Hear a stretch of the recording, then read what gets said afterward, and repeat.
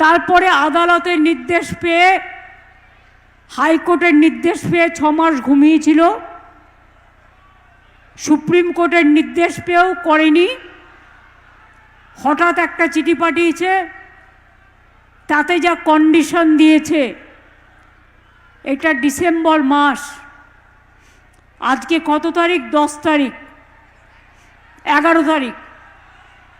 এবার এসআইআর শুরু করেছে, মাসে একটাই মাস, জানুয়ারি মাস, ফেব্রুয়ারিতে ইলেকশন ডিক্লেয়ার হবে। তার মধ্যে বলছে প্ল্যানিং তৈরি করো। একটা গ্রাম সভায় 10 জনের বেশি কাজ পাবে না।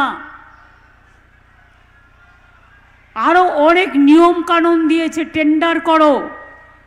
একটা টেন্ডার করতেই তো 3 মাস চলে যায়, আর মার্চ মাসে ফাইন্যান্সিয়াল ইয়ার শেষ হয়ে যায়। এটা আমাদের সাথে চালাকির খেলা। আমরা বলি 4 বছর যখন দাওনি, 5 বছর যখন দাওনি, তোমাদের ভিক্ষে আমরা চাই না। আমরা 100 দিনের জায়গায় 75 দিনের কাজ করেছি।